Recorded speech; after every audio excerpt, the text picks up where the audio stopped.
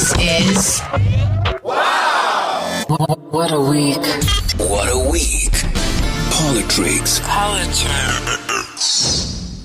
Eita Dumelang, how are you guys doing?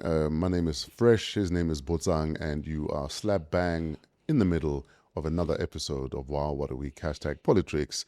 And today, the docket is heaving. The ANC has finally opened the door to everyone, including people who've never carried a card, to nominate its mayoral candidates. ActionSA is making noise about a mayoral committee built on profession, not patronage. Minister Hlabisa is back at the podium with the coalition's bill, swearing it will be law by November. March in March, led by former Vuma FM presenter Jacinta Ngobese Zuma, has set 30 June as a deadline for undocumented foreign nationals to self-deport. Mafikeng activist Thato Molosankwe shot dead, assassinated at home, and the EU has quietly told the continent that the aid era is over. Strap in. This is Politricks on Wow, What a Week. Botsang. Good morning, Fresh. How is The it? viewers and Molosankwe. I'm good. I'm good. When I leave here, Yes. coincidentally, when the ANC has announced or has opened up for mayoral candidates to apply, I'll officially be taking my political position today. Okay, so we are going out now at 8. Yes. And we should be done, hopefully not in 2 hours like last week. Yeah. So let's say we're done at 9:30. Yes. How many more minutes until we know where you are politically? I think maybe in 2 hours. Okay, so in After the next... that, yeah. Okay, so by midday, By midday. we will know where your mast is, where your flag is masting. Absolutely, and I will share the link. Well, it will be all over the what do you call this thing? The interwebs. The internet, mainstream media, as well as we'll share a link. How are you feeling? I've got mixed feelings. I was not okay. I became okay only 2 days ago. Sure. That really this is happening. From today moving onwards, I'll be regarded as a politician somehow weird. But I'm ready for the task. Sure. And yeah. When in doubt, where do you turn? When you feel like, okay, I've decided, but I'm still not sure. Is it a conversation with self? Do you call a lady? I call Ramokolo. I call Ramokolo.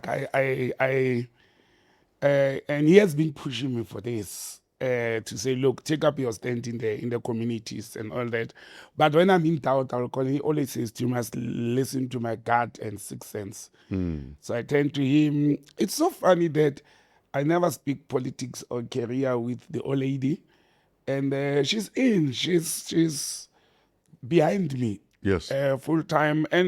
But I sometimes close up. I meditate and I sit with myself. Last week Saturday was my birthday. My chita took me out. And I ran away actually because it was breakfast, lunch, everybody coming in. I said to them, I'm going to the bathroom. I literally 8:30, I went home. You threw a ninja bomb. Yeah. And in the evening, by 9:20, I was in the house Saturday evening on my birthday. Yes. I never left the house until on Wednesday. Were you alone? I was alone. Okay. I never left the house. So I was thinking about this thing very deep. But if you're going into politics without a first lady, should you be concerned? Because often people feel that, if you're within a certain structure, we can see you as more stable than if you're not in some structure. It's what people portray out there. So how first lady? There's people already actually making joke about it. You gotta walk the carpet with you. Like, no, that can wait. So are you looking? Are we taking applications for a first lady? I've opened applications. Okay. So what do we send? Like bank account details? What else? We want bank balance. We want to see what you're bringing to the table. This is not a time. He's not a retirement plan. Please. Actually, I'm going to make sure that you scan them first. Yes. The applicants. Remove the chaff. But yeah, so anyway, that's gonna happen today, Fresh. But before I forgot, man, on a very good note, I wanted us to congratulate Jobra and Oskido. Oh, yes. I know, I was Order so of proud. Ikamanga in silver. Well deserved. He's receiving it while he's still alive and developing and helping youth. Thumbs up to Oscar Warona. You know, because Oscar is very real and very selfless. After he got his order of Ikamanga, he called literally probably about 50 of us Yeah, that he feels co-own the award that's him. because he feels it's not his award. Yeah, And some of us are in the same WhatsApp group with him. yeah. And he told all of us individually that, guys, this is us because we've all been on the journey. Yeah. Yes, they've given me the award, but this is us walking together. Like we've done over the 30 years. No, that's great. That's great. And that's what I appreciate about him, that he's always about the collective, not about me. No, you see, these are the kind of people who should receive these awards because he represents the people. Absolutely. Very selfless person, and thumbs up, Oskido. Yes. Let's talk about March and March. Yes, sir. March and March started off as a single protest. Some would say a little protest at Addington Primary School in KZN, and it's since become a thing. Look, they're leading. Marches across Durban, Kugompo, Pitori, Johannesburg, and now we're being told that 30 June is the deadline for foreign nationals who are not documented to get out of the country. Yes, to what do you call it? To Self-deport. self-deport, yes. Is regularizing your stay an option? Look, Fresh, South African regulations are always open to people to say, be here legally. But means get out and then come back in legally. It depends on the applications. But, for residents, study, work permit, and things like that, you must apply while you're outside the country. Yes. And so for example, and I don't know how was it done like that. I've got a friend who's in Lesotho, and she is in the entertainment industry and all that media industry. She had to go to Lady Brand to the police station to take fingerprints to go and renew her work permit with the South African High Commission. Yes. I don't know why did she had to go to the police, but it's for police clearance and all those things in South Africa. So people must just do the right things to be able to be in their country. It is going to be very difficult, Fresh. I'm one of the people who have been saying undocumented foreign nationals in South Africa are more than the documented ones. And people who came here mainly as asylum seekers. It's going to be very difficult because the application for asylum seekers, you are running away. So that's why we accept you in the country where Yes. you are already in. Then you must follow process to be documented. Sure. And when you look at the complaints and the laments of March on March, which I think they were started by Operation Dudula and many other organizations before, they were not given an ear. It's getting out of hand. The government did not act promptly. What could have government done at a practical level? What should government have done? One of the first things we should have done, we should have long amended and tightened up our immigration rules. When this thing started. And it's over 10 years we picked it up. But all the legislation in the world is not going to stop someone from swimming across the Limpopo or living under the radar within the city. But you see, once you tighten them up and make it seriously punishable for people who come in illegally, instead of saying, we'll take you to Lindela and deport you to your country, things like that. For example, Fresh, one of the biggest problems, let me tell you, that I have experienced when I was doing consular work, it's when people were arrested in the country for being illegal immigrants. One of the requirements that you have to do as a government, you have to determine the nationality or citizen or residence of that particular person. Which country is he coming from? That country must confirm that, yes, that's our national. You can deport them back. You know what happens with many? They give you a false country to say, for example, a person, as an example, will be from Nigeria and he will say, I am actually from Ghana. Then the Ghanaians will say, no, that's not one of us. So for that prolonged time, that person keeps on misleading you. You must host that person. That's one of the challenge. But at the moment, I don't think organizations like March on March will succeed in requesting people to self-deport.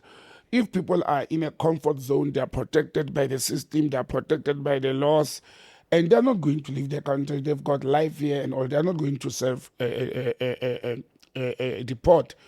But that's where government should come in. Look at what happened in the city of eThekwini during the course of this week, where foreign nationals, they protested and slept at the front of the police station in eThekwini to demand protection from the police. We're already sitting with strained police officials. Sure. And now there's a more bedding to can protect them. Then they march to the United Nations office in Durban to ask for protection from South Africans who are pushing them.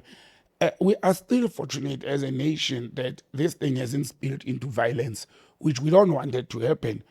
And it must not be seen as Afrophobic, because it's generally including people from Pakistan, Bangladesh, and all that.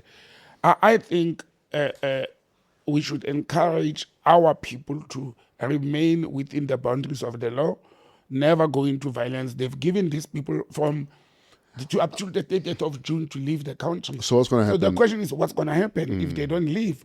So they're going to make public arrests. They say they're going to start going house by house, hotel by hotel, and start demanding papers. And okay. So you see what's going on now. The citizens of South Africa are doing what immigration inspectors were supposed to be doing. But we don't have that practice and that record, whereby when we have asylum seekers or immigrants who came to South Africa for whatever reason, to track where they are.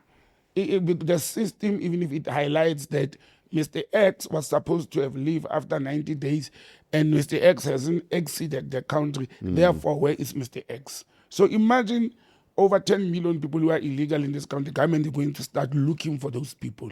So it's a very big challenge that's coming before us.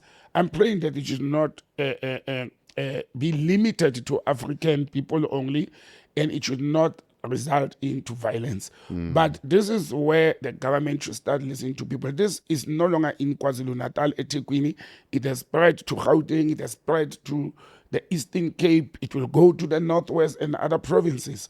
So I think the state should start moving swiftly and engaging within the boundaries of the law with the foreign nationals who are here illegal and ask them to actually get documents. It's very difficult also, Fresh. I hear people always say undocumented foreign nationals.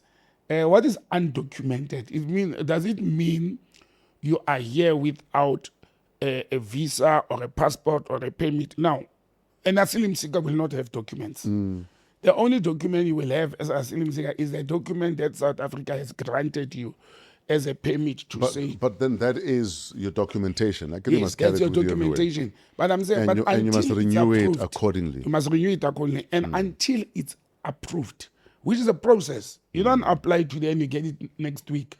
Can take months. Because there's a lot of verifications that a person has to go through. We have to check as a nation that you are not a wanted criminal in your country. Because look at the number of cases of robberies, foreign nationals being found with armed cages in South Africa, and rapes and murders that are committed by foreign. I don't say South Africans don't commit crime. They are definitely. It is easy for the state to arrest, lock up, and track a South African who has committed crime if there's evidence of fingerprints or whatever than an undocumented person. So it's a challenge for the state. But I think as a nation, we've been too lenient. We let this happen for a very long time, and it has gone out of hand. What we could call for is to call for non-violence. There's nothing, and so far, really, I must say, March on March and others, they've been non-violent, they've been having peaceful protests, and correctly so. The people are actually demanding the state to say, this is our country, can people be legal in our country? We're not even supposed to arrive there. We're not even supposed, the state is there to protect the boundaries and the people. And the country, there must be law and order in the country. Now, if the state is failing on law and order, what do? Do you create a vacuum where the people will take law into their own hands? But let me not just blame the state, Fresh. And I know people will not like me for this, but we must also tell the truth. I always say people who come here illegally, whether they cross Limpopo River or whatever river in the Free State from Lesotho, they are aided by corrupt civil servants. Sure. There's an immigration official there. There's a border a management guard or official who's involved. There's a policeman who's involved. Even when they're already inside the country, they get arrested, they pay bribes at police, or you will hear people in communities saying the police are on their payroll. Instead of police taking them to detention centers like Lindela, they get bribed and the police turn, a blind eye. But us as human beings, us as citizens and residents and communities as well, these people are not living in some camp created for foreigners. They're living with us as society. They're living within our backyard rooms. They're running puzzle shops in our what do you call it, in our houses. And sure, I grew up like in Randfontein. We used to have the shop was about Bra Mamma, understand, Bra Los, Bra David. Those shops are occupied by, if it's not Somalis, it's Pakistanis or Bangladesh. Who made those shops, those places, that plaza, that backyard garage available to these foreign nations? It's us. And it's incentives. You can imagine a situation where a gogo at home is living alone. The children are in their suburbs. My mom is home. There's backyard rooms. And if she can sit there and say, I can make a little income by renting these rooms out to foreign nationals who are prepared to pay even double what residents pay. And that's the kind of situation and challenge we are faced with. So we are also accomplices to this challenge. Because they are living, let's take a township like Soweto, where Operation Tudula has been very strong, or Alexander. These foreign nationals, illegal and legal ones, are living with the community. Sure. Now the same community is complaining to say they're taking our jobs. They understand. Some have even complained they're taking our women. They're living with you. Hey. You gave them accommodation. Mama Shabalala gave them space to operate. Exactly. And you're the ones who are buying from the very same people you're Exactly. complaining being here in the first place. Like I said, it's not like a refugee camp where they are cooking, selling, and living amongst each other. They're living with our and that's where our immigration law, as well for asylum seekers, did not think of this situation, did not expect that the situation would be like this, because we give people asylum and we're like, okay, get into the country. Where do you stay, Opanda guy? Who do you live? With township, with city, what? We don't have control over that. And that's where the government has failed as well. But we aided the situation. So ActionSA's Mashaba, Tswane MMCs, structures have shared platforms with March and March. Yes. Surely this was going to work out for them when it comes to the polls in November, on November the 4th. It will definitely work out for them, because remember, one of the cards that ActionSA has put up is it's all undocumented illegal foreigners must leave the country, and Eman Mashaba is very clear with that. He's been very vocal about it. Yeah, Yes. he's very vocal, and he has been seen marching with March on March, as well as Operation Tudula. So it may be playing politics, but they have been consistent.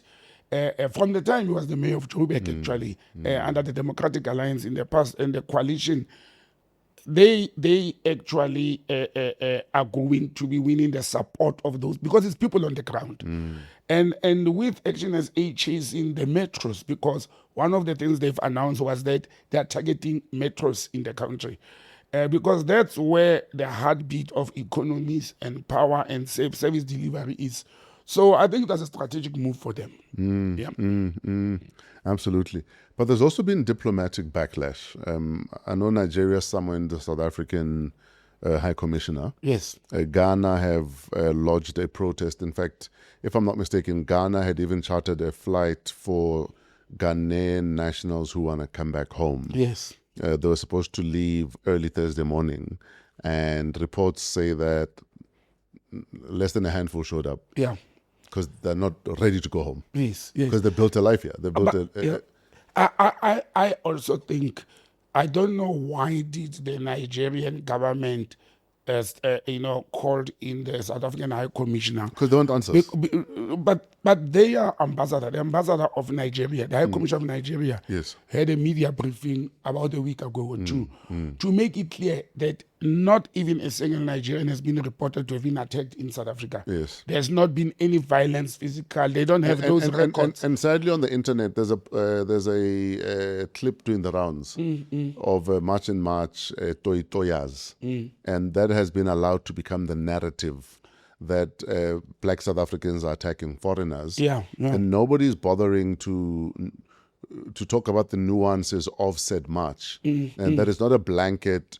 We hate foreigners. We're going to kill foreigners. Foreigners must leave. Yes. It's been very, very clear and very, very nuanced. If you are undocumented, please go home and come back documented. And I don't think it's a tall ask for any nation to say, you're welcome here, but can you use the front door and not the back door? Exactly. There's nothing unusual about it. But sadly, the narrative of xenophobia has been allowed to flourish and almost drown out the nuance of the thing. And that the thing is about lawlessness. Lawlessness, yeah. And also, Fresh, even those who are here legally, you must respect the rules of your host. The ambassador of Ghana, or even the president of Ghana, to go to the AU the last time and lament about this whole thing, to say he tabled a motion to say South Africa is pushing African brothers out of South Africa and all that. That was very silly of him to do that. And the embassy of Ghana, they should be able to tell the truth. They in their own countries. I'm looking at how Zimbabwean and Nigerian nationals confront South African police services for whatever reason, whether there's searches or dramas or whatever. They will never do that in their own countries. Never. A Zimbabwean national, and I've traveled to Zimbabwe several times, will never raise their voice towards a policeman in Zimbabwe. Yes. There's law, there's enforcement, there's order. They respect men in uniform. But there's also a jackboot approach to these things. Yeah. But here, because of the human rights, because of police are afraid of IP and what, they even shove and push police. We have seen people beating up police. And unfortunately, if you're beating up an officer of the law, it should be seen as an attack on the country. It should be an attack on the state. On the state. Yes. And it should never be tolerated. You must never feel you can go to another country and attack an officer of the law. Exactly. Ever. Exactly. And the fact that you're that emboldened already speaks to what some people are saying, that you can't come to my yard and poo where you want. Exactly. Exactly. And look, it's going to be a challenge, but I just pray and I hope that the government will hit what the people are saying. Because the system the government has been using, capturing a few people, deporting them, then they come back, it's not working. Surely, the different countries also have a responsibility. If you're busy issuing statements and travel advisories to your people to say, if you are in any country illegally, come back home and leave properly. Have any of them embassies done that? None. And because it's almost like you're ignoring the elephant in the room. Yes. And you're saying it's okay to go to another country and be lawless. And it's similar to what a lot of people have said about it's not in the interest of a lot of these countries to stop their people from leaving illegally and coming here because the money is going home. Yes. So it's actually not in their interest. Yes. It's not in their interest to interfere with all the M-Pesas and the Western Unions because the money it's a one-way trip. It's a one-way trip, yes. They're making money, they're making business legally or illegally. The money is going back home, but it's also reducing the burden. Yes. Of a social burden I have away less from people their to look own after. governments. I have Yes. less people to look after. Absolutely. If you're not in the country. Now our social responsibility, Kitty, it's burdened because there's issues of spaces at schools, clinics, hospitals, and all that. But it goes back to then surely between ministers, you should be having conversations where Minister Motsoaledi will say to the government of whichever country, we treated 1,000 of your nationals this month. Here's the bill. You have raised this several times. You spoke about to say if we start doing that, maybe these countries, even to their embassies, Yes. we have to. There's so many residents or nationals of Ghana who went to our clinics, Who are not documented. whether documented or not. Yes. That they are here, and here's the bill. We treated them. Yes. Oh, put in laws, put in restrictions that say they must have travel insurance. They must, if they are, But the lament is going to be, if it's an asylum seeker, where do you expect them to have travel insurance? Because majority are lamenting asylum. They are not coming here to say, I want to work, I want to stay, I want to be a resident. They're all asylum seekers, even from places or countries where there are no war ravaged. Yes. There's no persecution. There's no persecution and all that. So that's a challenge. But look, Fresh, we created the problem, we must live with it. And it doesn't help that some people will say to you, I want to regularize my stay, I've applied for asylum, or I've applied to extend my asylum, but the person I'm dealing with is demanding money. It's demanding kickback, yes. Understand? The person over the counter is demanding kickback, and they've been used to doing that. Yes. They've been paying that, and they've been, now we invite your family, your friends, your neighbors back home. Say, no, in South Africa you can stay as long. I've been here for 3 years. All you do is to give a Botsang behind the counter of government office some 3,000 rands, then he extends the stay. So those are the things that I'm saying we must tighten them. Jail the criminals within the government system who are abiding or aiding illegal people to win the country. And sometimes, Fresh, putting people's faces in a public face, exposing them, it helps. It goes to a bigger extent. If there are cases at Home Affairs or the police who are corrupt and aiding foreign nationals to be here illegally, we should actually put those civil servants in a public platform to say, these are the people who have been creating this problem. We should know them.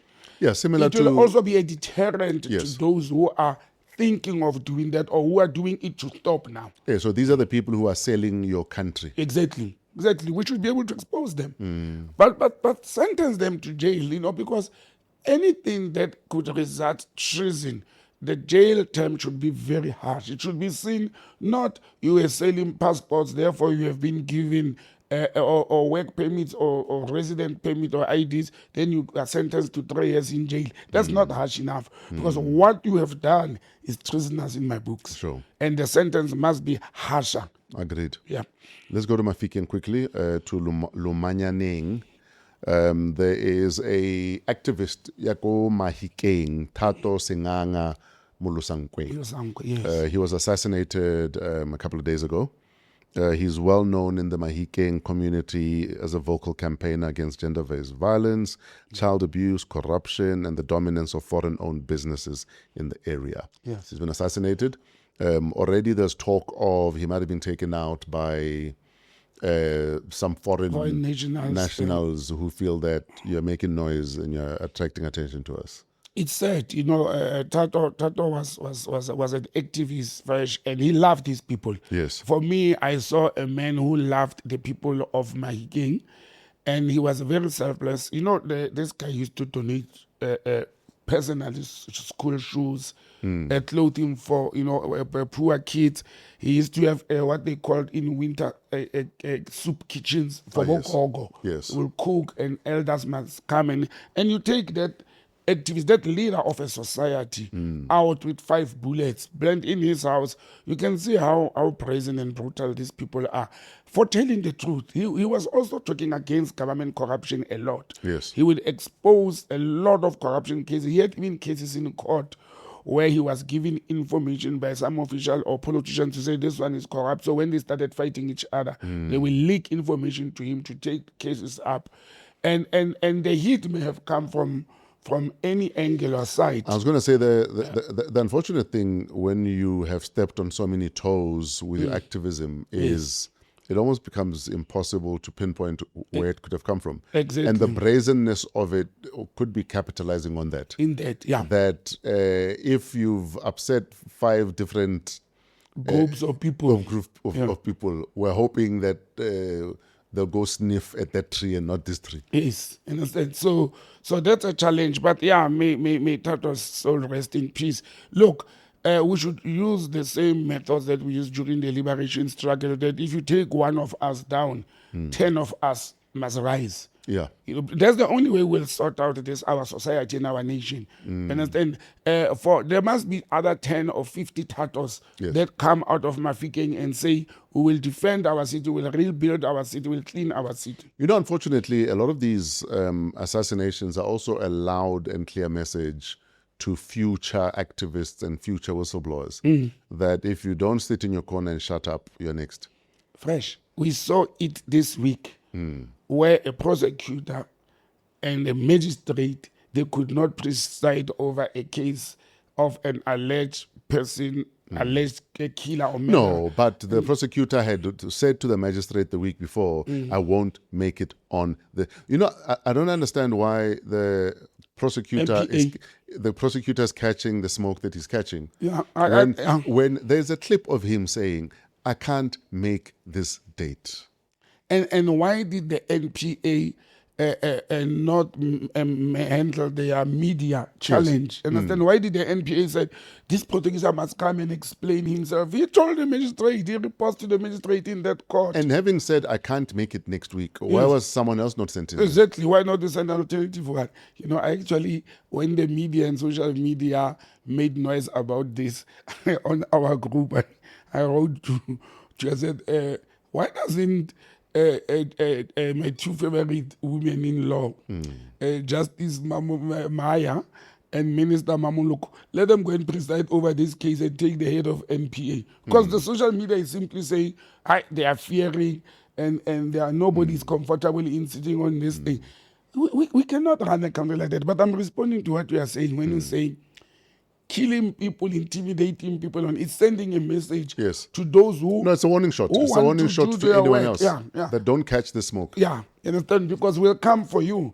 Understand? Now, there will be hard-hearted people, hard-headed as well, who will say, I don't care, I'm prepared to die, but I'm going to stand up for the truth.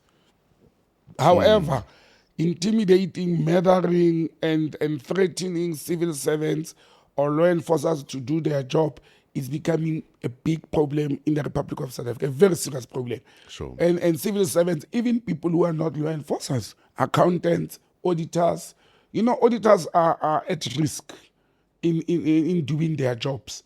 But let's hope the government will be able to contain this with the help of the communities and the people. Do you think organized crime has reached that the horse has bolted so much that there's no way you can put it back in the stable?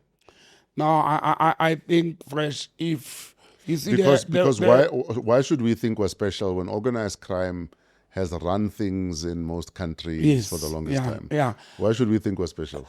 I think it's entrenched. You use bolted, it is, but I think it can be dismantled. Not absolutely. But I think there can be cracks that happens there. You know the proposal that was around to say the type of the PKK, PTTK, the political killing task team, that kind of a task team spread all over the country to deal with organized crime. And I think the exposure of the Madlanga Commission, the ad hoc committee, as well the arrest of some senior police people is going to help the situation, because for organized crime to happen, you have to have law enforcers in there. You have to have police. The whole value chain has to be in the thing. So should we squeeze and tighten where we can as government, the police, prosecuting authority, the judiciary, it will aid in the situation. The same as, look at how artisanal miners, so-called zamazamas, if we regulate and we what do you call it, we incentivize them, they will guard their business jealousy, those who are regulated, understand? They will guard their trade or business jealously. It will help the situation. So sometimes you just have to tighten the laws and enforce the law. You know, organized crime is also dangerous because there's a lot of murder and killing happening there. It's not just corruption and robberies and drug selling. There's always murder that goes with it. Yes. Yeah. It's a challenge.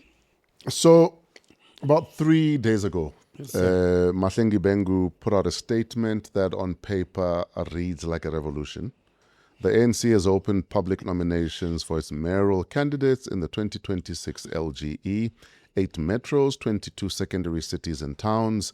Any South African card or no card can nominate or self-nominate. 6 election channels in total. Branches via PECs and RECs, alliance partners, COSATU, SANCO, Contralesa, the 4 leagues, and now you, Geopublic.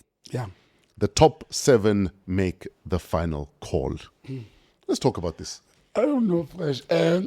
Look, the Democrat ANC, their president once said they must learn, municipalities must learn from the DA. Remember that? Yes, that the metros that are working. That are working. Go find out how they're doing this. The DA has been doing that, by the way. Yes. To contest position. And one of the conditions, I see the ANC has put it as well, is that once you are selected or you are a successful applicant, let's call them applicants, you will have to take up the ANC membership.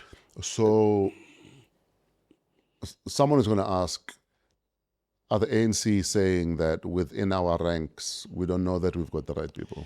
I actually that was the first thing that came into my mind. I think the ANC, there's 2 things. I think they are trying to rebuild the confidence in the communities or the people. Okay. To say we'll work with you. Okay. Come bring representatives of communities and people. Sure. That's the first thing they're trying Okay, to so do. it could be a stroke of genius then. Look, people may sympathize with them after they nominate and announce to say, oh, at least now we are going to be voting for Mayor Botsang. Yes. We trust him. He has never been corrupt, and we know he can work. And I said, so that's me selling myself. Then the next step is you will have to take the ANC membership.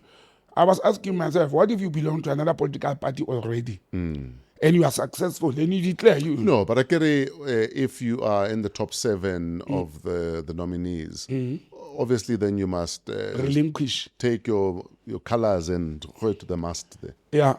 Well, it's going to be that process. Will it help the ANC? Is this a good move or a bad move? 50-50 Fresh. It's too late. It's also saying to them, they just elected. Let me make an example. A few months back, they elected Loyiso to be the chairperson. In fact, he defeated Dada Morero. In fact, the Mail and Guardian are already reporting the ANC is backing the Joburg MMC for finance for the mayoral chain. They are backing with MMC for finance. Well, the Loyiso. Yeah, she's not the deputy mayor now. Deputy mayor, yes. She's, I think, having both positions. Yes.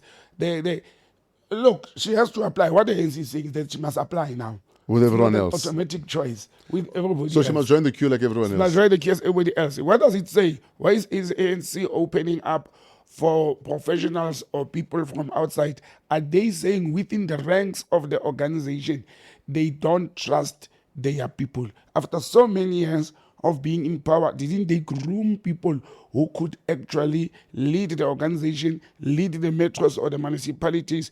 Are they saying that? Inside, amongst their ranks. And it could be a challenge. It's a bad move because what if I'm successful and I go there and I don't toe the party line? You know the old practice of you will toe the party line. Yes. You will vote. We will not vote against the president of the ANC. We will not go against the caucus of the ANC. But I'm coming clean. I've applied. Doesn't this also almost set a precedent in terms of if you want to open this door? If you want to open this door, then you're almost saying at some stage, then it'll be a free for all in J outside of local government elections. Yes. It's opening that the statement that the SG made, Mbalula, that Patrice must join a branch and work his way up. This then is saying that branch politics might be a thing of the past at some stage. No, but they will still need branches in order to can manage these processes. Yes. And again, but for instance, if I'm able to nominate or self-parachute. Yes. Already I'm going over the heads of people who feel that we've been waiting our turn. That we've been in the trenches. Yeah. Where were you when we were bleeding? When we were building this movement. When we were bleeding. We've been on the queue. And fearing disappearing. Yes. Wow, it's going to create that problem. Yes. And it may backfire actually. That the people who have been in the branches and they're waiting on the queue to be take over political positions. Remember, they campaigned to be elected branch leaders. They campaigned to be elected regional leaders. Now, who elected them is the people in the society that they've built confidence in them. So they may lose those voters who, again, let's use Loyiso. The people who backed Loyiso to beat Dada Morero on Joburg region elections, they may say, but we've put our person there within the constitution of the organization, and now you want to bring a Botsang to come ahead of Loyiso, a Botsang who's not even a card-carrying member of the ANC. What happens to the ANC? One of the things that I know very well from the constitution of the ANC is that to be in a leadership position in the ANC, you must have served for being a member for at least 5 years. What happened to that rule? Did they amend their constitution? You understand? It's going to really backfire. It may help the organization to look nice outside with recruited professionals, if only professionals will succeed. But it's not even saying professionals. It says anybody who wants to come and apply, whether you're a pastor, teacher, or you're just sitting at home like Botsang, you don't have any work to do, apply. And if you are successful through the interview, again, who's going to be conducting interviews? They say through the branches. So I'm a branch chairperson of the ANC in Midrand. Now I must go and interview somebody who's going to contest me or who's going to take over my position. Do you think that will happen practically? Think of it. Isn't this also, I guess, you could still have a Trojan horse even without the system. But are you also not opening yourself up to Trojan horses? Yes. Who might want to infiltrate and work from the inside? But again, just joining a branch, you could still be a... Yeah, but the branch, you've got veterans there. You've got stalwarts, people who have been in the organization, who know who is who in their community. Understand? So look, people are saying it is democratic, it's opening itself up, but we know in any situation in life, when you open yourself up, you also open yourself up for risks. The minute you open the door to good, bad also comes in. Bad also comes in, yeah. But we'll see how it goes. It's going to be very interesting how the ANC is going to navigate this process. They should have said internally, not outside. The ANC has good people inside the ANC. And I would sit there and say majority of the people that I know, for example, inside the ANC, majority of them, they are good people, they are capable people. They should have said we are opening for... So if you are a branch chair, you are not automatically going to be their delegate for mayorship, for example. They should have kept it internally for those who are loyal to the organization and let them contest each other than to open even for everybody. Is it a sign that they've lost faith and confidence in their leaders or members? Is it a sign that they are losing membership and they are trying to lure people who probably didn't make it in their other organization? You know, politics are very... I don't know what I'm talking about because I've just put myself into that. You know, I was looking at Penny. That Penny resigning from Controversies party, parliament and the organization. And on Wednesday evening, he was unveiled as the mayoral candidate for the Greater Guyana by Maibuya Africa of Fred Shivambo. Understand? So it's I don't. First, should I become that?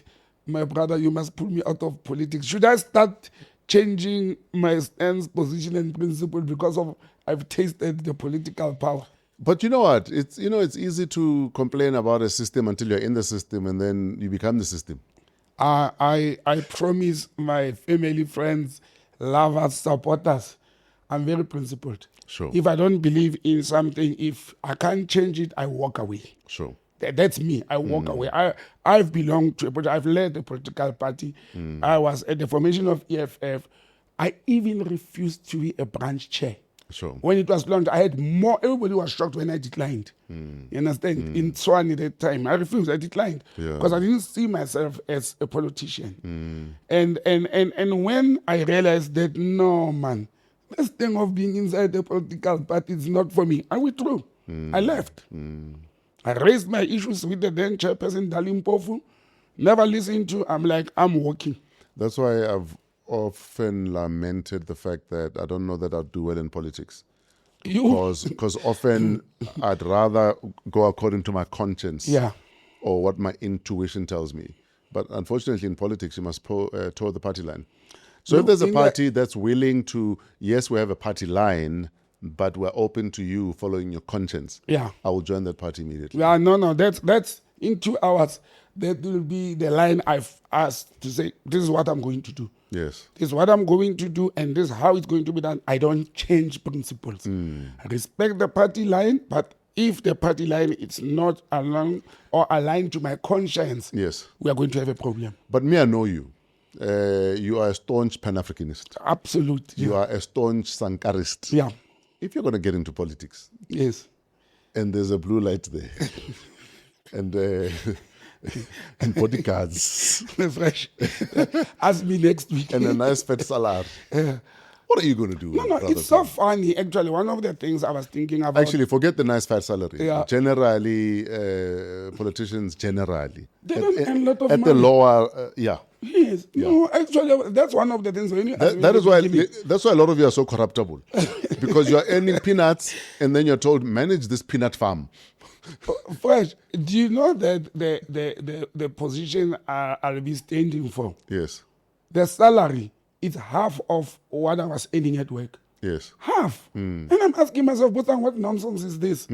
Well, what am I going there for? Then I remember I'm not going in for income or career. It's for the country. It's for the country. It's for saving. Yes. It's for king and country. Yeah. No. And unfortunately, a lot of people will have you believe that they're doing this for the people, for the community, for king and country. But it's for opportunities to self-enrich friends and family. And many will argue, I did not fight Maburu to struggle. As a leader of the then September National Inviso, which became the BLF after, yes, we introduced the Sankara Oath into the EFF. It was part of the founding manifesto of the EFF as a Sankara Oath.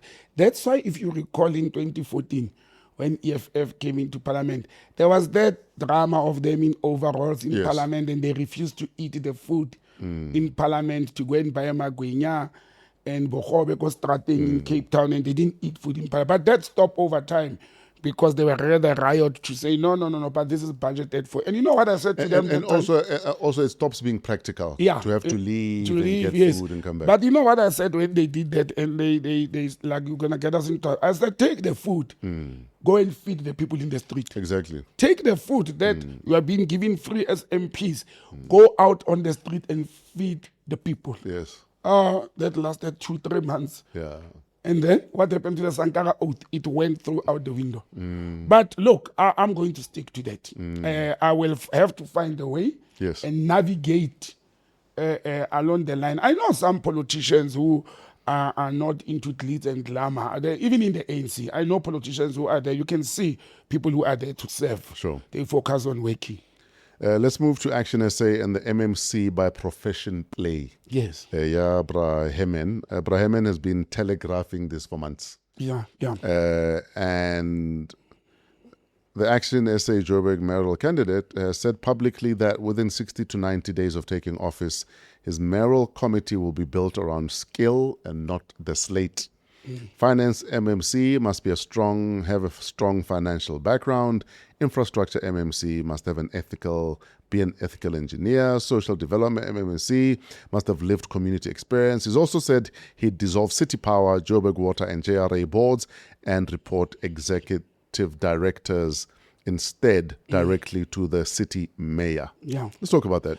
Look, he tried that when he was a mayor for 3 years, 2016 to 2019. It was something he had on the pipeline. But I think professionalizing, if there's a word like that, yes, the political positions, it's a good trump card for him. I think it's going to work to his advantage. And the fact that he's doing it before the elections, yes, understand, he's not announcing his candidates or those that will be holding his hands after they win the election. Announcing them before, the people are going to be looking and digging and finding out who is Mrs. J, who is this chartered accountant, who's this lawyer, who's this police official that Tate Machaba has recruited into professional positions, who are they in the society and what is their background. I think it's going to work to his advantage, but also I'm one of the people who have been saying, let us appoint. Remember, MMCs are like ministers, to the mayor, Sure. MECs to the premier, and all that. They are like a cabinet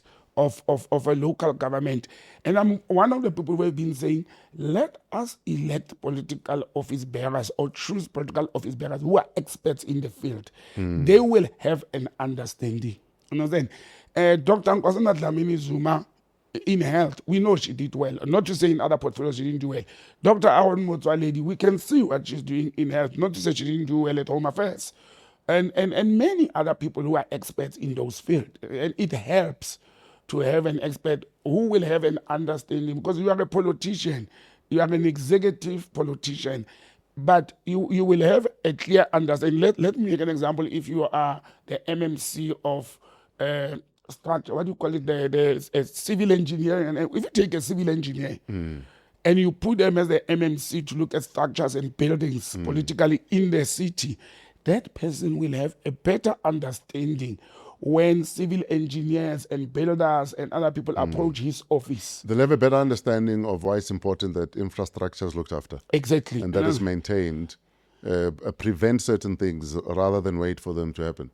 Yes. And I think it will aid, it will run the organization professionally. You know, the other thing about Herman Mashaba also is that I think it helps ActionSA is that he's not a politician. He's a businessman who formed a political party and has been sitting in his business offices to run the political party and not interfere with those that he had deployed into government. Except he wants to finish he calls it what? An unfinished business in Joburg. You know, the problem is though, Joburg, Tshwane, Ekurhuleni after November 4 will most certainly be hung. Yeah. And it's all good to promise an engineer at infrastructure. But you can't do that when you need 3 votes from so-and-so, 5 votes from so-and-so, and they also want infrastructure. That's where negotiations come in. Yeah. With political parties. I think if you don't want a lot of disruption and you are going into a coalition, it will be easier if one party like the ANC did nationally. Yes. You have 40% plus. Let's say you didn't make 51. You have 40 plus. Then you go and you negotiate with 1 or 2 parties only that has the bigger number. Then there's not a lot of negotiations happening.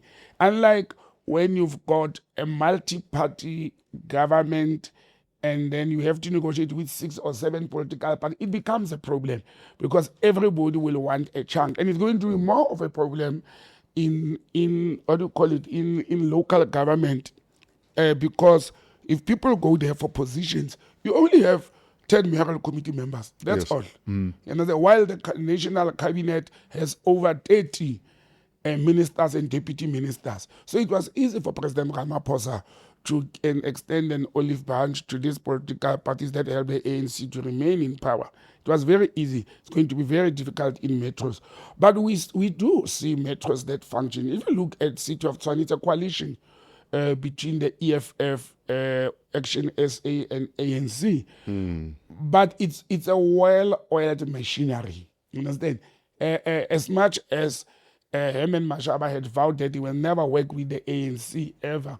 But I think putting your ego aside and thinking for the residents of Tshwane and saying to your deployee, Dr. Nasibu Moya, go and talk to Bo Obakeng in the EFF, go and talk to Bo Sorenso in the ANC and work together for the benefit of the people of Tshwane. It's working. We have one metro in this country where it's a coalition with a mayor from ActionSA and various MMC, from ANC and EFF, and it's working. Sure. And it can work if people are level-headed. Sure. Yeah. Let's move to the coalitions bill. Yes. So Minister Hlabisa has tabled his Kochta budget vote in the National Assembly. It happened 2 days ago. Yes. The headline, he's promising the Municipal Structures Amendment Bill, the so-called coalition bill, will be enforced by the November polls. The aim, in his words, is to stop fragile coalitions from collapsing every 6 months at the cost of service delivery. Parties will be required to enter into formal binding written coalition agreements. The review of the 1998 White Paper on Local Government is also complete. And the next phase is legislative reform to give it teeth. Yeah. He's been aiming for March. Fresh. For over a year. You know what's my fear? Why bring it so late? It was already clear to us in the last local government elections 5 years back that most metros or municipalities, actually not only metros, Yes. are hung on or are relying on coalition. It was a given that that's where we're going. Yeah. We should have worked on this legislation from that time and push it, because that legislation, it's a good legislation, it's a good proposal. They should have fast-tracked it. And we have done it in this country. We have passed laws in order to resolve problem. Look at how we tabled they call it Citizenship Act now, or bill. That was fast-tracked. Yes, it's been years dealing with it, but when it became necessary and there was pressure that let's fast-track this thing because there is something simmering, then we did that. This important bill should have long got momentum. Do I think it will go through before the 4th of November? I doubt it. It must still go through the National Council of Provinces. It must still be debated and public comments and all those things. It's a process.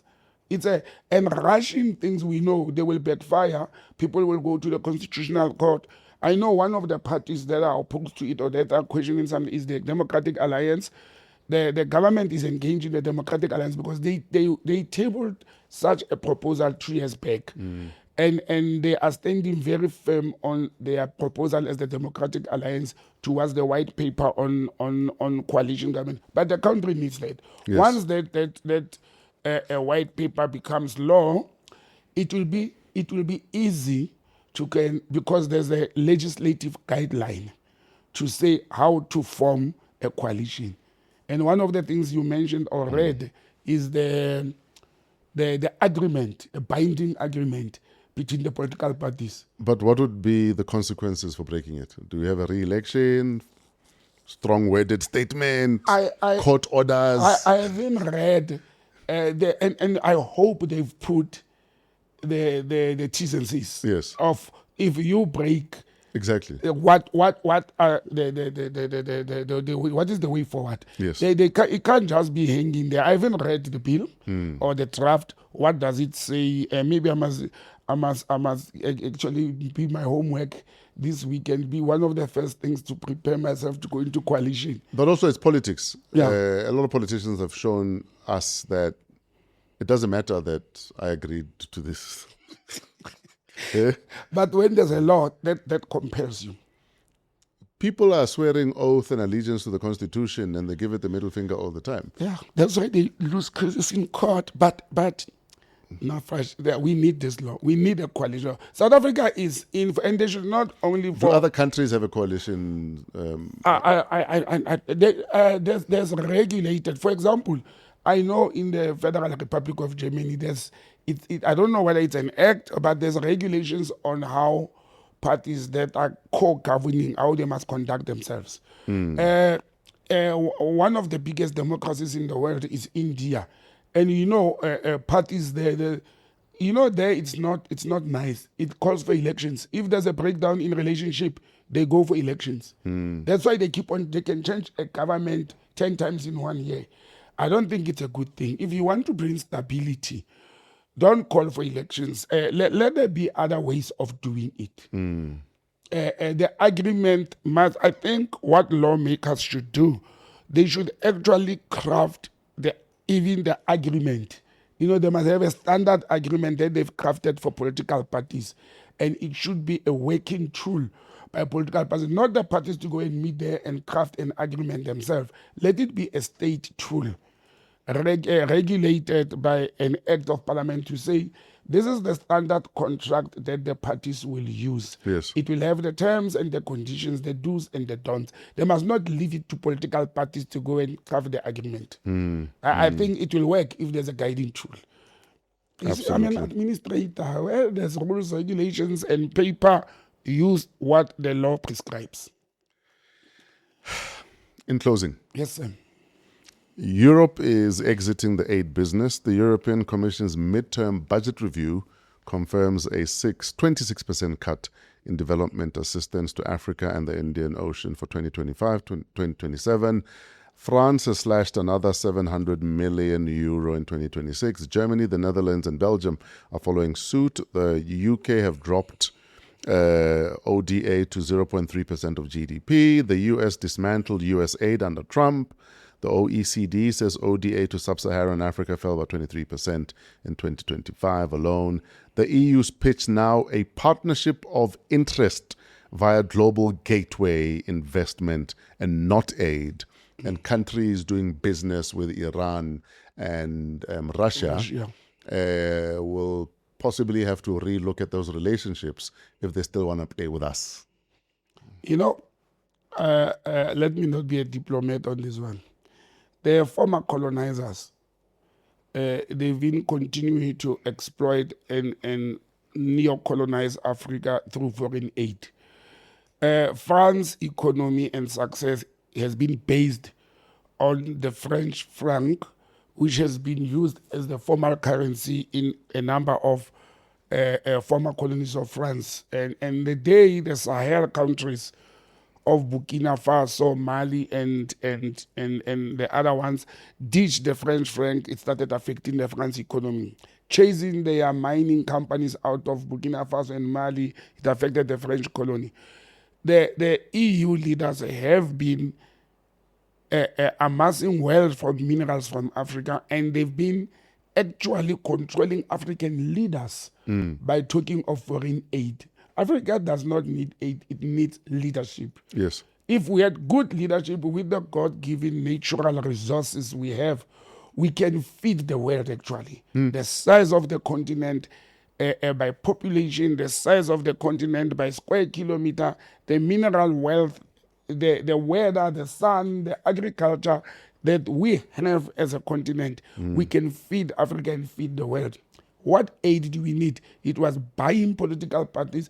It was buying leaders who always have to go with a cap at hand to go and ask for money from former colonies. If they want to keep their money, let them take their money and leave us. Why do we want aid when we can actually refuse with our minerals? Almost each and every country fresh in Africa, out of all the 54 countries of this continent, each and everyone has some sort of minerals or anything. Even the tiny mountain kingdom, Lesotho, may not have diamonds, but they have motekwane, they have daga. Yes. You understand? That it can be a booming trade because daga has become, a business trade, whether for health or for what you call it. Hemp has become the new buzzword, yeah. Yeah, so Africa needs leaders who can stand up and have spines and say, EU, you can aid us, it's fine, you can donate, but in our terms and conditions. Now imagine a sovereign state like the Republic of South Africa being told by the UK that we must revisit our relations with Iran or Russia, or else they will withdraw their trade. And the very same countries in the EU that are aiding Ukraine with arms and money to fight Russia, they are behind the scenes buying gas from Russia. Buying gas from Russia, Yes. especially in winter. Now you want to tell us... Can we discuss the double standard, though? Yeah. Because if you're going to say, we're not going to give you aid, or maybe possibly even we're not going to trade with you unless you stop being friends with these two people here, who is a bigger threat to our existence on this planet, an Iran or an America? It's America. Who extrajudicially go into countries and arrest people. Cuba's probably next. Yes. They're probably going to go for The former president... the younger Castro. Raúl Castro. And the argument is that because two planes were downed and American lives were 3 American lives were lost. yes. Then now there's an indictment, and chances are they will go into Cuba. It's bad enough that they're starving Cubans. Yes. There's a blockade right now. Now they're going to go for Raul. Yes. Who's a bigger threat to world peace right now, in Iran or in America? It's the United States of America and the EU with its double standards, because they are not aiding financially America, but they are trading with the USA, they are trading with Israel, and we are sitting in a situation where the Prime Minister of Israel and the head of the military or the Israel Defense Force, they are wanted criminals. Yes. You understand? They've been declared as murderers and criminals by an international court that the same EU is funding that court. The establishment of the ICC and ICJ was spearheaded by the EU. They are funding it big time. It has been prosecuting African leaders and other leaders from East Europe and none from the West. And now they want to come and tell us that we should revisit our relationship as African countries with Iran and Russia. When they are keeping their relationship with Israel, let them start with themselves, not even America. Sure. The EU itself must look at the mirror and say, we are friends with Israel. We are actually harboring murderers and terrorists of Israel in our own countries who are Mossad people and spying on other countries. They're all over Europe. They're killing people all over the world. And the EU is harboring them. It's aiding them. It's trading with Israel. And they want to come and tell us as a nation that we or a continent that we should revisit our relations with Russia and Iran. And this will make people to start quoting history. During our liberation struggle as African countries, from Cape to Cairo, all over, during our liberation struggle, Russia never colonized any country in this continent. It was actually Russia that sent the young Vladimir Putin that time to come and train Aplom controversies, ZANU, and all other combatants in the continent. In fact, remember Madiba famously said when he went on his whirlwind tour of the US that you can't tell us who to be friends with and not to be friends with. Yes. Because when your governments were propping up apartheid South Africa and refusing to impose sanctions, and the Reagan administration turned the other eye, it was the Cubans who came to our rescue. It was the Russians who came to our rescue. Exactly. And now you want to dictate to us who to be friends with. And also, even if we don't look at history, we look at current affairs. What is it that says to Europe, we should not be friends with Russia because Russia is engaged into a war with Ukraine? Where do we fit? Israel is engaged with murder and genocide with Palestine. Now it's the USA, Israel against Iran. Now you want us to stop being friends with the victim. That's what they are saying, because in this war of Iran, that has bankrupted our pockets. The victim is Iran. Iran was attacked. The perpetrator and there was is a deal, Israel and the US. And there was a deal in place that was painstakingly negotiated over 3 years by the Obama administration. Yes. That was on the table. That you literally tore it apart, and now you wanna renegotiate. There was a deal already in place. The divided Africa is actually our curse, because if our leaders were united, we will share the minerals of these countries to enrich Africa. What Gaddafi proposed and he was killed for. Yes. And then if we just need leaders who can say the fisheries of Namibia will feed the people of SADC. The golds and diamonds of South Africa and Botswana will feed the people of SADC. We are sitting fresh in a situation. I wrote a piece this week about the South Africa oil trade. No?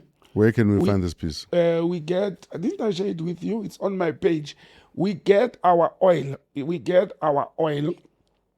15% from Angola.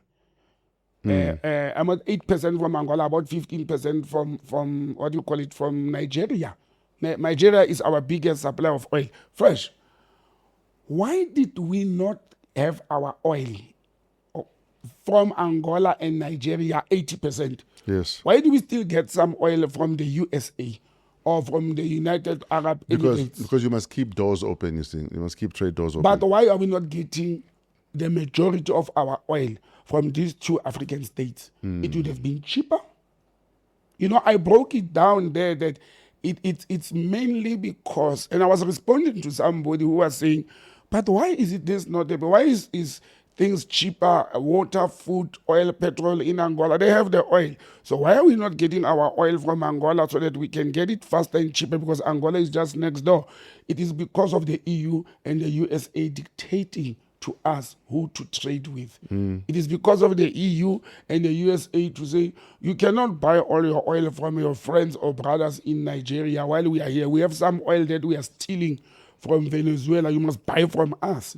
So we become accomplices as a nation to this because we are scared of the big brother. Yeah. You know, earlier on, Trevor was reminding me when we came into the show that, by the way, it's exactly 1 year. It's the anniversary of the famous visit to the White House by President Ramaphosa and the golfers. It's 1 year. What has happened since that time? What fruits? Except that we have Rolf Mayer. His suitcases are ready to go to Washington to be our ambassador. No, he's gone. He's gone. He's gone. He's waiting. I think it's supposed to be in 1st June. presenting of credentials this week, if I'm not mistaken. Oh, I was not even aware. But what has happened? What have we benefited? Yes, somebody may say the AGOA has been extended with few more months. Understand? We are still benefiting from AGOA. But we must start being realistic about what is our benefit for having relations with some countries. You know that old joke of the age of a woman compared to what do you call it? Compared to a country. Europe is a dead body. Europe is dead. They dependent on colonialism and exploiting countries they colonized. That's why the former Queen of England even formed an organization called the Commonwealth in order to continue to manage Africans. We elect leaders who report to the king now, Charles. Huh? We elect leaders democratically so who go and report to the queens and the kings of the former colonies before they do their work here. When we had our own kings and queens, I mean, look at the mountain kingdom of Lesotho. They've got King Letsie, the third, you know, great grandchild of the founding father Kim Mushweshwe. But they still, when the king or the prime minister comes into office, they still go to England. You know that agreement is still standing. That they must still go to England to present credentials, to be recognized as the king of Basotho by king of England. I would have never done that. I would have never done that. You know, because at some stage, enough must be enough. Yes. When are you cutting the line? When is Basotho going to tell the king or the queen of England that we are not coming there? We are not. We are Africans. Why should I go to England to report to Morena Charles? Yeah. You understand? So we lack pride as African people. And people say, Botsang, you are talking simple on the comfort chair of a podcast. In reality, they will choke your economy. It's fine. Then I will look for friends who are not going to choke my economy. There's many countries in the world. Look for friends somewhere. You understand? And that's the challenge. We do not have leaders in this continent who have guts to stand up like the president of Namibia. But anyone and everyone that's ever tried to stand up has been assassinated, killed, eliminated. It's only until X amount of time before you're removed because you're a problem for the system. If you take because the system needs Africa to be dependent. If you take a political position, be prepared to die. Yes. That's it. That's number one. Yeah. It's like when you get into a battlefield, you may come back with a bag. Not working. You must be prepared to die. That's how politics are, unfortunately. You just signed, your death. I signed mine last week, my death wish or death warrant, and to get into a dirty game. That's unfortunately, if you want to fix things and you want to be an active politician, you must know the risks that come with it. Yes.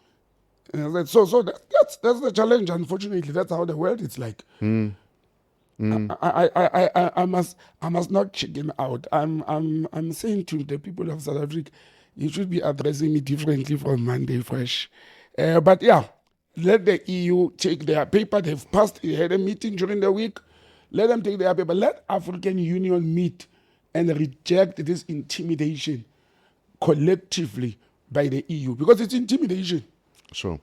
Understand? It's intimidation. What did Iran do to us? Yeah. What did Russia do to us? That we are being told by the former colonizers. They even have a nerve. These are the people who, the King Leopold killed people in the DRC, the French who killed people all over for African minerals, the British who colonized us, the Dutch who took over this country. You know, when they arrived there, and Russia helped us to push them out, to liberate ourselves. Now you want to tell me that Kimujikele, how we are in a Kasi way. I must turn against the men who helped me to arrive where I am, just because you are not in good terms with that man. So your enemy must be my enemy. So you are even telling my friend and we are not to be my enemy. And we are not condoning Fresh. We are not condoning Russia occupation of Ukraine. We are not saying that. Let them sort themselves out there. Don't drag us into that. All we're saying is let there not be a double standard. Yes. Don't tell me not to be friends with X when you're friends with Y, who's also found wanting. Exactly. That's all. Exactly, bro. And it's not a tall ask. No. And in fact, in good African news, Namibia finally repaid its outstanding international monetary fund debt, bringing its balance to zero. This was a emergency loan taken during the COVID-19 pandemic. That's leadership. So shout out to Namibia. In fact, this follows a record $750 million euro bond repayment made late last year, which was the largest single-day debt maturity in the nation's history. Namibia's prepared for the large euro bond by utilizing a dedicated sinking fund over a 10-year period. And by exiting active IMF loan conditions, Namibia joins other countries like Botswana and Mauritius in operating with zero outstanding credit to the fund. So shout out to President Ntaitwa. We see you. It's doable. Yeah. This woman has been in office less than a year. Less than a year, Fresh. It's doable. You know what they call Namibians? The land of the brave. Yeah. That's brevity. At that, it's a problem. Yeah. We are still in the middle of, we have exhausted our borrowing package from IMF and the World Bank. Now I saw President Ramaphosa is asking France to borrow us money. France out of all. France out of all. And we are borrowing instead of using our minerals to can have money. As leverage. Yes, as leverage. We are borrowing. And this money that we are borrowing, we don't even, the economy is shrinking, unemployment is rising. Now, when you borrow, what are we doing with that money that is supposed to be stimulating and helping the economy? Things are getting worse, but we are borrowing. And isn't the city of Joburg about to borrow from a German bank? I think they have an infrastructure development loan facility. Loan facility, yes. And I think it's the city of Joburg. You are not paying your rates in Joburg. That's the problem. We are half the problem. And, often we'll blame the city of Joburg, but we're complicit in the whole mess. Yeah. We're bridging electricity. We're connecting water illegally. We're not paying for the electricity that we are stealing. Even those that are not stealing electricity, they're not paying for the electricity they're using. Yes. The city is bankrupt. And because there's also an entitlement built into the whole thing, how do you expect the city to function if we're taking but giving nothing back into the system? It doesn't make sense. The people will argue that there's unemployment, they don't have money to pay. But you're not entitled to anything that you can't pay for, unfortunately. Yeah, no, that's the problem. Water, I understand, is a basic human right. Unfortunately, electricity isn't. Yeah. So it's a challenge. There's problem of the economy shrinking. There's corruption and maladministration, because corruption and maladministration, they are contributing to what is happening in the country. Yes. And there's us as consumers or residents or citizens who are not coming to the party and playing our role as well. So it's like teaching your children that if they waste in the house, they will one day wake up and suffer. If they abuse electricity, one day we will wake up and we don't have units left in electricity. But it's very difficult also for us to go and conscientize a society That was one of the mistakes we did as a nation after the liberation movement. Remember, we were trained and brought up to be anti-government. Government is an enemy. So whatever belongs to government is wrong, even if it belongs to us. And we didn't go through political confrontation after 1994. There was no debrief. There was no debrief. We were not debriefed to say, hey, you can't ban libraries and municipal offices anymore. Those are your own facilities now. You can't take electricity for free. And like we used to do, it's now going to collapse the economy and all that. So there was no debriefing. We still see the government as an enemy. The system is the enemy. Yeah, the system is the enemy. Yeah. So we also needed that. But I think what could help also is to make, active participation of communities and the civil society. Then they get to know. There is something in the law and in local government, it's called the ward committees. People don't know that the ward committees is not politicians. It's not the guys. It's you. It's the members of those communities. Yes. Every ward must have 10 members who are not politicians. It's like a governing body. Yes. Yes. It's like a governing body of that community, that ward. Guess what happened now? Traditionally, and the ANC must take a blame for this, they had created, because there's an incentive, like you get like 1,000 rand per month to be a member of the ward committee. But that's not paid to your pocket.